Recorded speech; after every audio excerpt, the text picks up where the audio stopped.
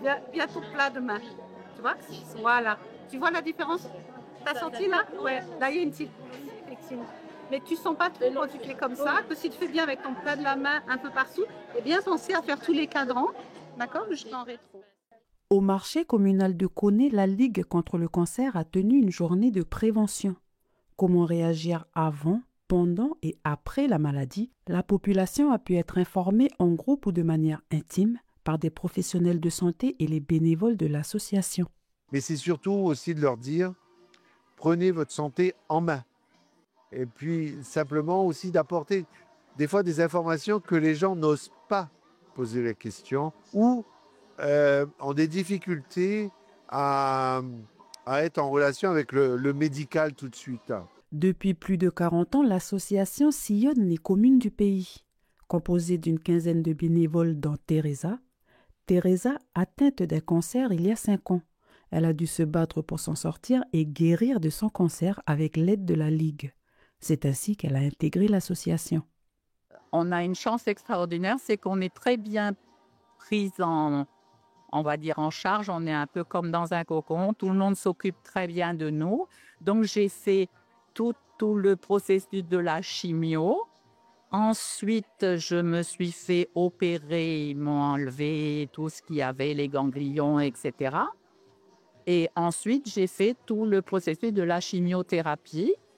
Et ce qu'il y a d'extraordinaire, c'est si on accepte, si on est bien, j'ai fait beaucoup de sport pendant tout ce trajet, beaucoup de sport, beaucoup de sorties.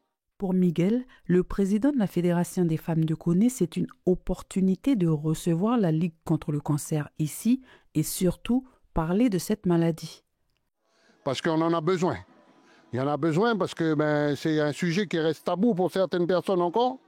Et il faut en parler, justement, parce que ça n'arrive pas qu'aux autres.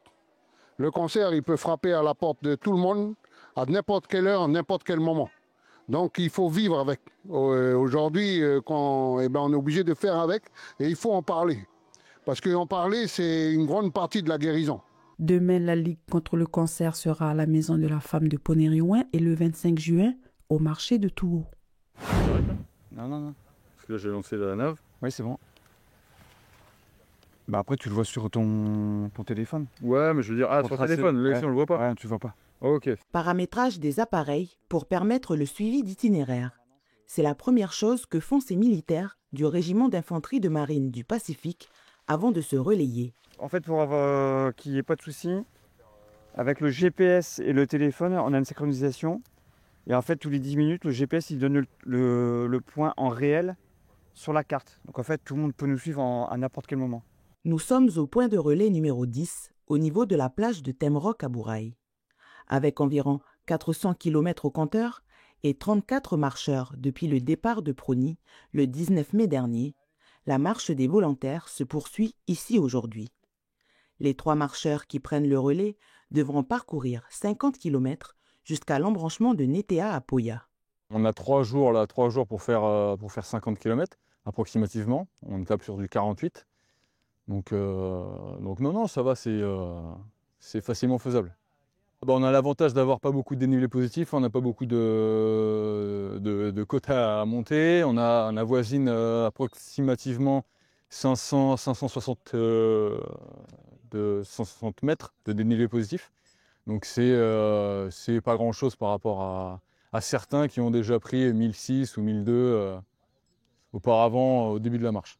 Cette marche des volontaires, organisée par le RIMAPNC, rend hommage aux anciens combattants calédoniens à l'occasion des 80 ans de la Seconde Guerre mondiale et au retour en Nouvelle-Calédonie du bataillon d'infanterie de marine et du Pacifique. Serge est un ancien du bataillon du Pacifique. Il y a servi de 1970 à 1973.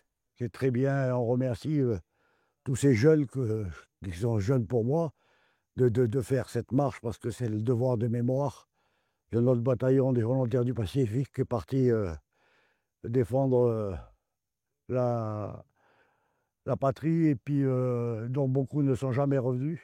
La marche des volontaires se fait sur 740 km, avec 15 points de relais au total.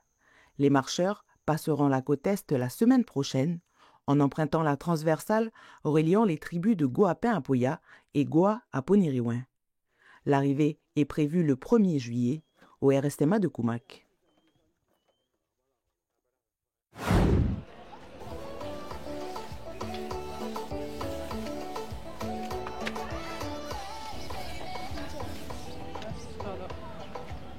Opération embellissement à Rivière-Salée, une initiative portée par l'association Solidarité RS.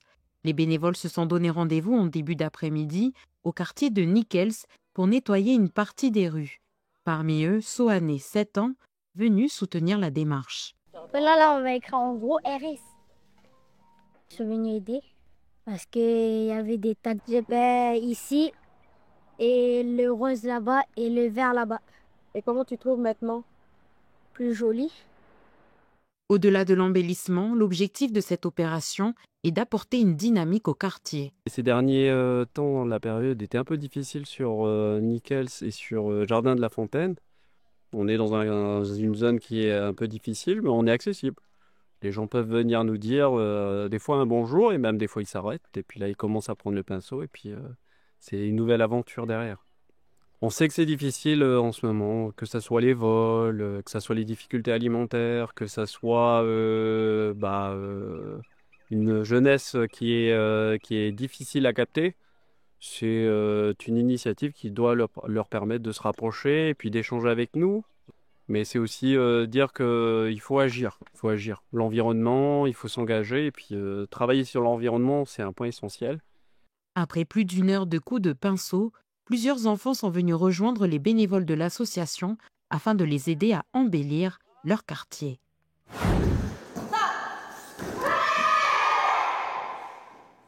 Vendredi et samedi dernier à Nouméa se sont déroulés les Océanias de karaté.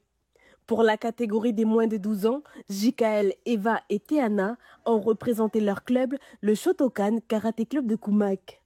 Jikaël est arrivé 4e au combat. C'était difficile Un peu. D'accord. Pourquoi c'est... Parce que je me suis battue contre un Océanien qui est grand et puis mais sinon c'était bien. Quant à Eva et Théana, elles ont été médaillées de bronze et d'or dans la catégorie kata. Je suis vraiment trop contente. Pour la compétition, je me suis beaucoup améliorée et tout ça. Ils sont une quinzaine et ont entre 5 et 12 ans. Ces karatékas sont en plein cours avec leur sensei ou professeur Stéphanie. Au programme, exercice de combat et perfectionnement de leur kata. On a des cours donc blanc, jaune, donc les débutants. Et puis on a des cours à partir de la ceinture orange où là on va insérer assez vite les adolescents qui commencent. Voilà, donc on fait un mix de kyuan, de kata, de combat, enfin tout ce qui fait le karaté. Le Shotokan Karaté Club de Koumak existe depuis plus d'une vingtaine d'années et compte aujourd'hui 54 adhérents. Un art de combat dans lequel des valeurs sont transmises. Au karaté, on s'entraîne surtout dessus les combats où on peut se défendre sans armes. Parce qu'au moins, si on est en cas de danger dans la rue, au moins on sait se défendre. Ici, je tiens vraiment à la bienveillance, à la tolérance, au respect et avoir du fair play en fait. Donc on n'est jamais supérieur à un autre, on apprend toujours quelque chose de quelqu'un d'autre. Les médailles ramenées à Koumak ont motivé les karatékas du Grand Nord. Ils sont déjà plusieurs enfants à s'être inscrits pour la prochaine compétition qui se déroulera à Nouméa le 5 juillet.